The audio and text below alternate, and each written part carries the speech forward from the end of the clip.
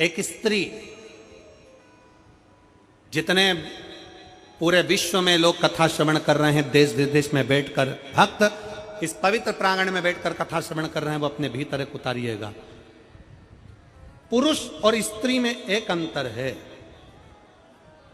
पुरुष जब भगवान के मंदिर में जल चढ़ाता है, जल अगर चढ़ा रहा है तो वह अपने माता पिता, अपने नाना नानी को पार लगाता, दादा दादी को पार लगाता।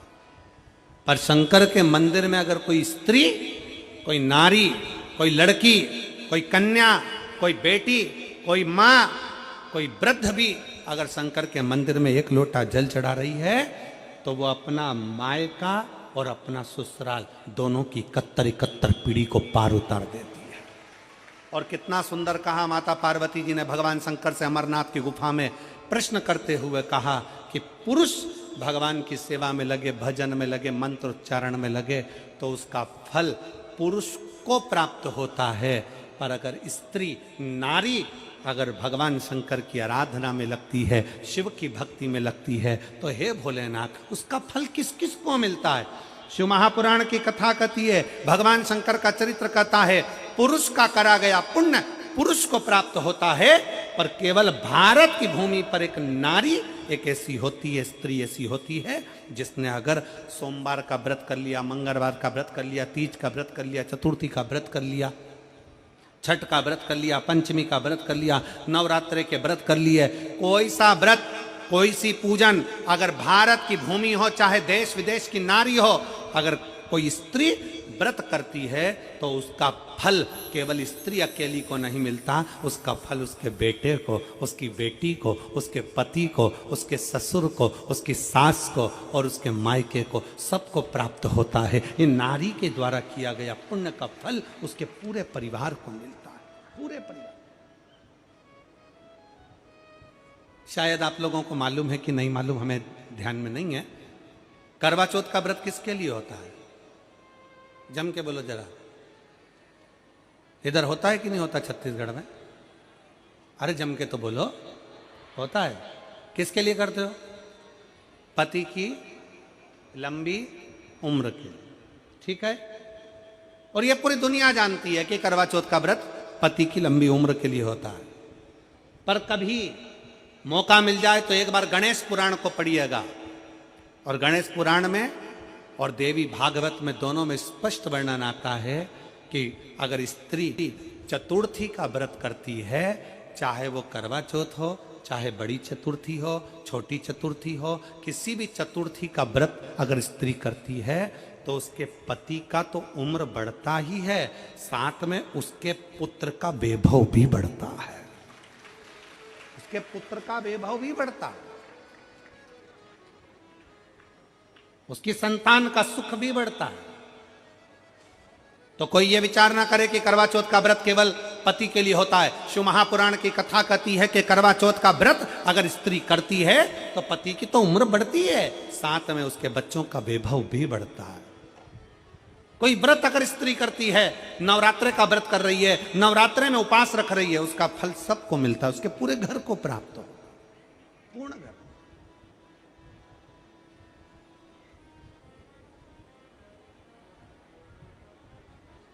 शिव तत्व, शंकर की अविरल भक्ति, शिव की उपासना। मंत्री से ज्यादा मंत्र पर भरोसा रखो, मंत्री से ज्यादा मंत्र पर भरोसा रखो, और संसार से ज्यादा मेरे महाकाल पर भरोसा रखो। तो नहीं मालूम कि गणेश जी कब फ्री रहते हैं? हमने कहा गणेश जी फ्री रहने का केवल एक समय होता है, एक टाइम होता है, एक पल होता है, एक घड़ी होती है। गणेश जी की सबसे पहली जो आरती हो, उस आरती के समय पर अगर धूप बत्ती जलाई जाए या गोबरी को जलाकर उसमें गूगल छोड़ी जाए, और गूगल छोड़ने के बाद गणेश जी का नाम ध्रुम वर्ण कह दिया जाए, तो गणेश जी को तुम्हारे घर की पूजा स्वीकार करना पड़ती है। बस वो समय हम जानते। हम तो बस उतना जानते हैं कि शिव महापुराण में लिखा और मुद्गल पुराण में लिखा, गणेश पुराण में लिखा, गणेश जी का एक नाम होता है ध्रुम वर्ण। क्या नाम है? ध्रुम वर्ण। गणेश जी का एक नाम होता है। जब हम धूप जलाकर और धूप लगाने के बाद में गणेश जी की सबसे पहली आरती करने के पहले अगर हम सबसे पहली आरती गणेश जी की कर रहे हो, अपने घर में स्थापना कर रहे हो, बिठा रहे हो, और तुम चाहते हो कि गणेश जी मेरे घर में आके मेरी पूजा को स्वीकार करें और जो मांगू मेरा गणेश मुझे दे 10 दिन के अंदर, तो पहला नाम लेकर पुकार लेना ध्रुम वर्ण विनायक, बैठो, बस काम हो गया। वो फ्री होकर आता, वो बैठता, अलमस्तता में बैठता। अब वो हमसे पूछे समय क्या है, हमने कहा देखो हमारे को तो मालूम नहीं, बस इतना जरूर जानते हैं कि ध्रुम वर्ण नाम के मेरे विनायक, जो जिनके शरीर से भक्तों के ताप मिटाने के लिए अग्नि तेज निकलता रहता है, जिनके शरीर से धुएं की भांति अग्नि प्रकट होती रहती है। अग्नि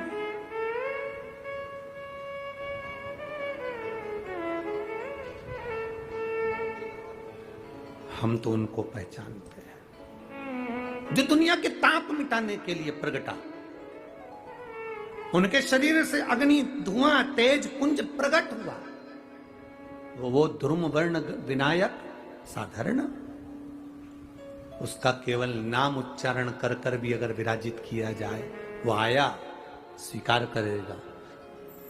10 आप अभी तक बिठा लेते थे सिद्धि विनायक आओ, मयूरेश्वर आओ, भगवान को बल्लेश्वर पधारो, आपने बुलाया, आया, वो बैठा, वो ऐसा नहीं कि नहीं बैठा, पर हमें समय का भान नहीं हो पाया। हम किस समय पर भगवान को रिझाएं? परमात्मा को रिझाने का कोई समय होता है? भगवान को तो जब तुम्हारी मर्जी पड़ जाए, जब तुम्हारा दिल कर जाए, तब मेरे भगवान को रिझाने का प्रयास करो, वो तुम्हारे करीब में आकर बैठ जाएगा। जब तुम्हारा मन पड़े, जब तुम्हारी मर्जी पड़े।